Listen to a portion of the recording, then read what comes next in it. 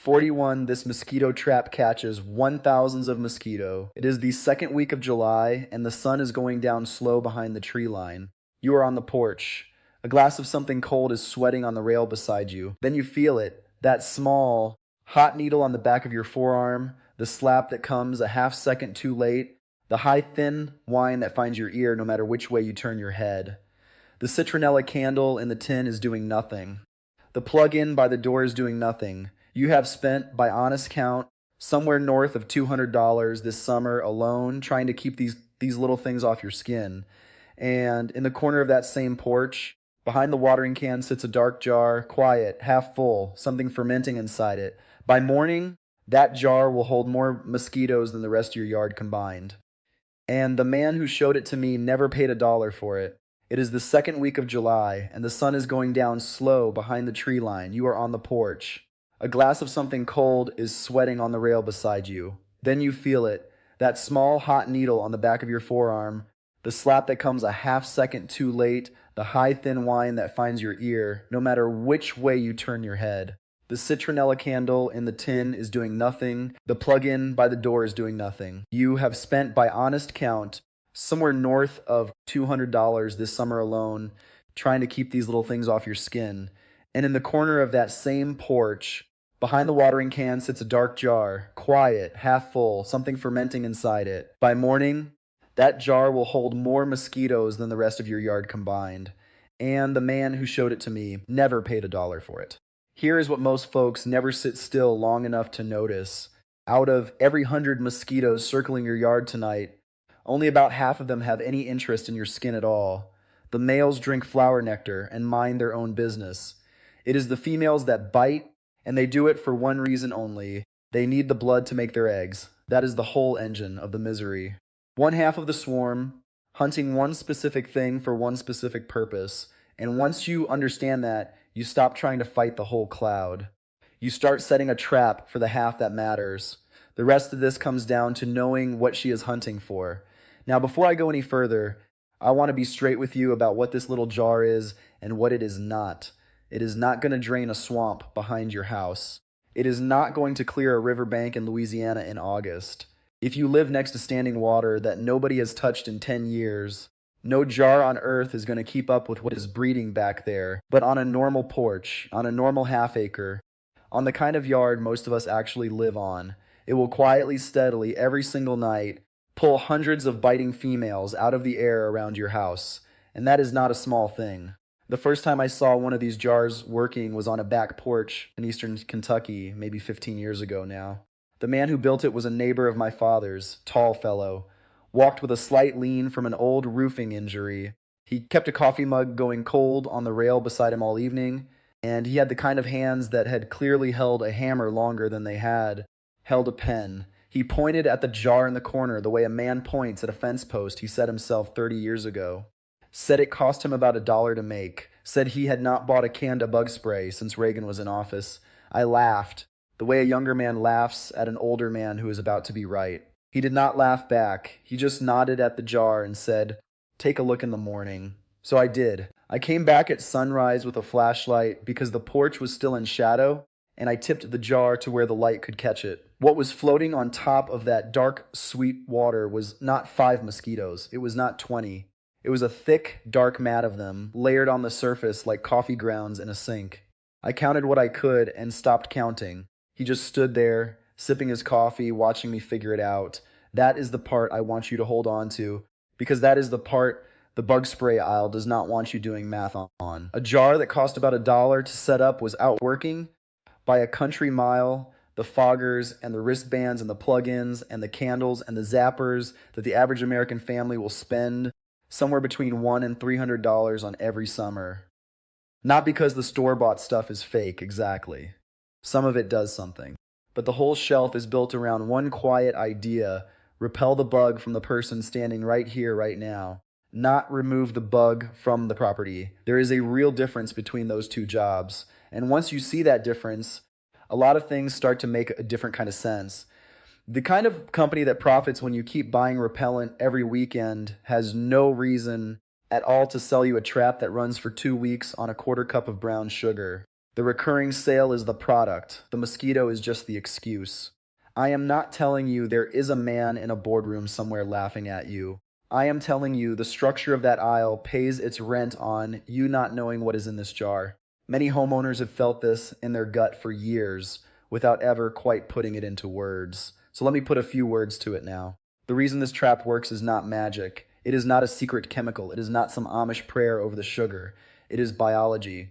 The female mosquito is built to track three things in the dusk air, and the jar in the corner of that porch counterfeits all three of them at once. She thinks she has found a human, or a deer, or a low pool of water with a heartbeat near it. She has not. She has found a glass jar with something fermenting at the bottom, and by the time she figures out the difference, she is not flying anywhere. By the time we are done here tonight, you are going to know exactly what goes in that jar, in what order, and why each piece matters. You are going to know where on your property it belongs and where it will fail if you set it wrong. You are going to know the one mistake people make in the first 10 minutes that kills the whole thing before it starts.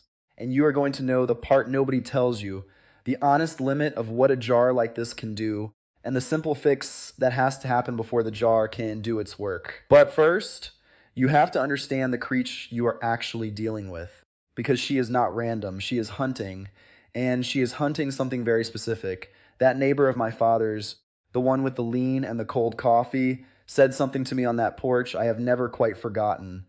He nodded toward the screen door, where a single mosquito had landed on the mesh, and he said, "It is not the bug you swat that matters. It is the one you don't." Then he tapped his finger on the rail twice, slow, and let it sit. I did not understand him that night. I do now.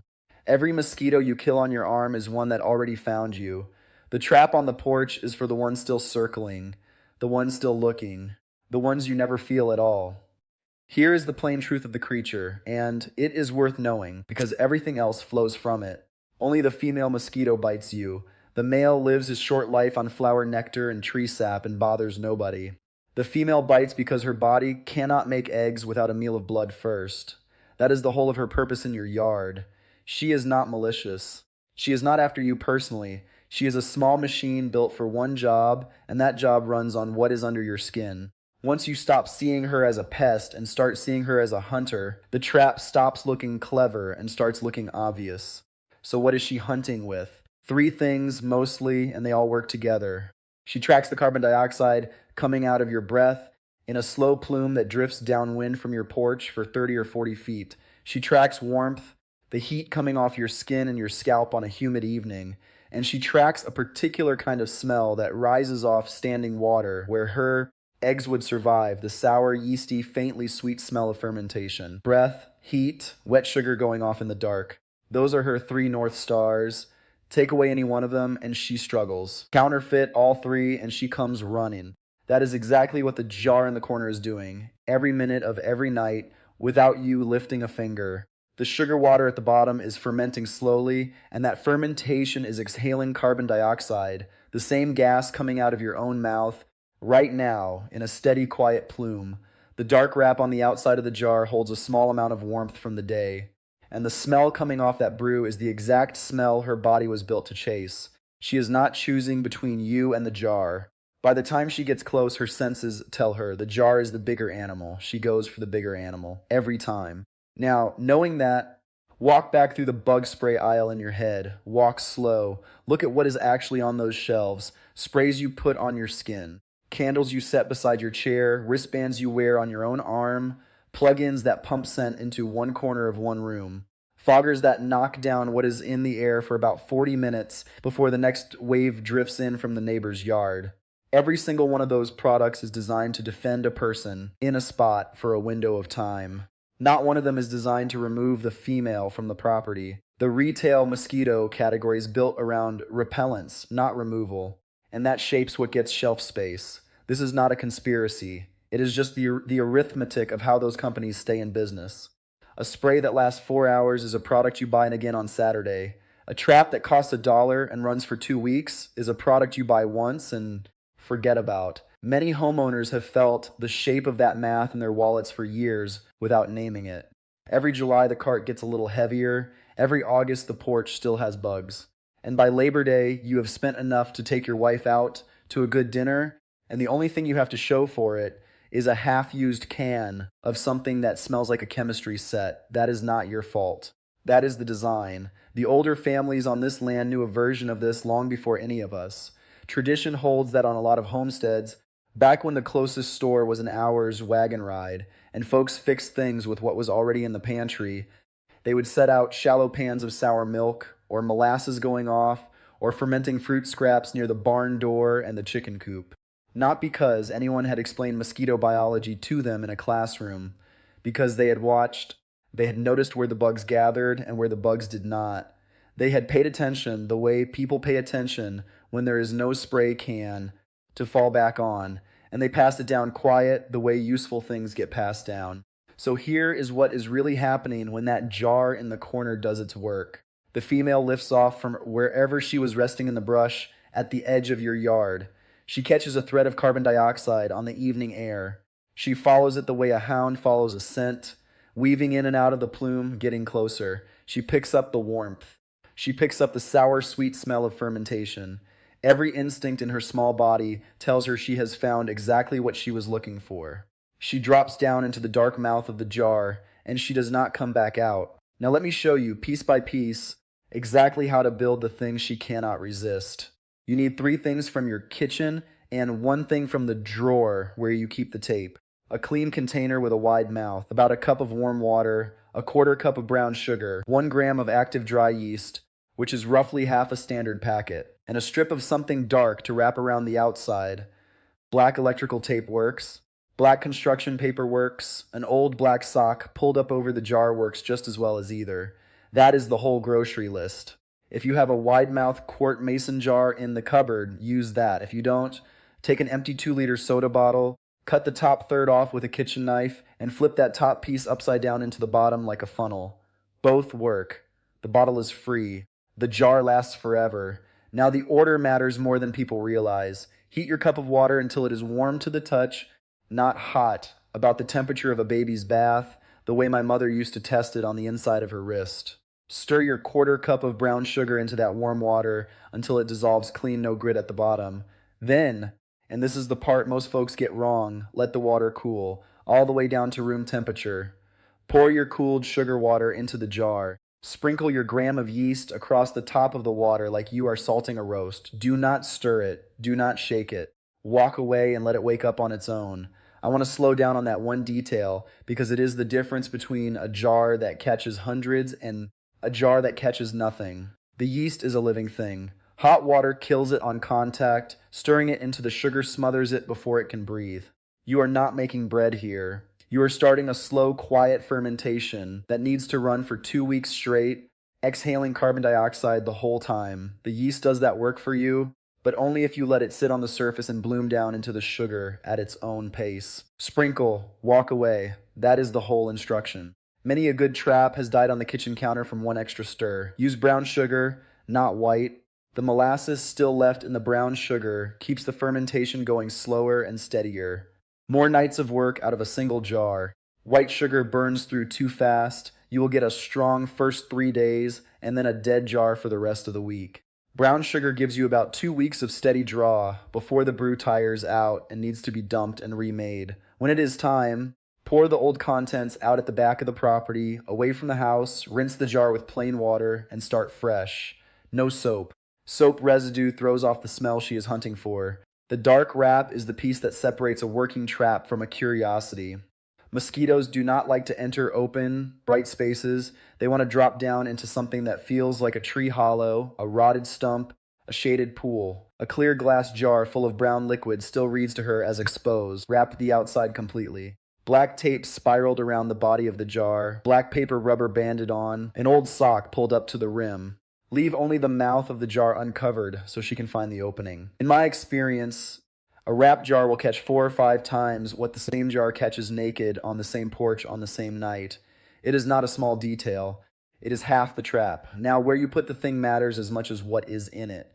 This is the part most articles skip entirely, and it is the part that turns a good build into a useless one. You do not set the jar on the table beside your chair. You are not trying to draw mosquitoes toward where you are sitting. You are trying to pull them away from where you are sitting. Set the jar at least 15 to 20 feet from your seat, out toward the edge of the porch, the corner of the yard, the backside of a shrub line.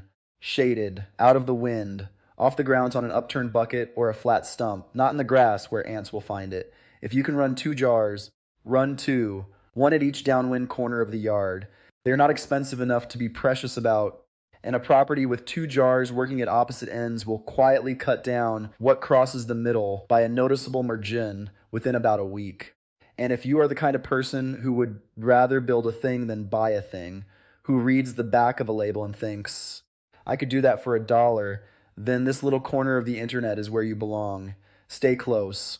There is a whole shelf of these older ways I am working through, one weekend at a time, and they only mean something when there are folks like you on the other end of them. Before I let you go, one honest word about what this jar will not do. If your property has standing water you have not dealt with, a clogged gutter holding 2 inches of rain, a forgotten kiddie pool behind the shed, a low spot in the yard that stays wet for 3 days after a storm, a bird bath nobody has emptied since May, no trap on earth will keep up with what is breeding in that water. The females you are catching in the jar are nothing compared to the new ones hatching 20 feet away every morning. Walk your property this weekend with a flashlight before you build the jar. Tip out every container that holds standing water. Punch a hole in the bottom of the ones you cannot move. The jar finishes the job. It does not do the whole job. There is something quiet and good about a household that fixes its own problems with what is already in the pantry. That does not wait for a label to give it permission. That remembers the older ways were not poor. They were precise. A 2-liter bottle, a quarter cup of brown sugar, a sprinkle of yeast, and a strip of black tape will do more on a normal piece of American land than the entire cart you were about to push out of the hardware store on Saturday. Before you go, tell me one thing in the comments.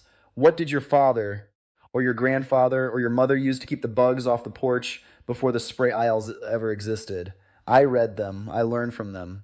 And next time, I am going to show you the one common weed growing along most fence lines in this country. Mountain mint, the kind your boots have walked past your whole life, that you can crush between your fingers and rub on your wrists to keep the gnats and no-see ums off for the better part of an evening. Same porch, same chair, quiet or night, sleep easy.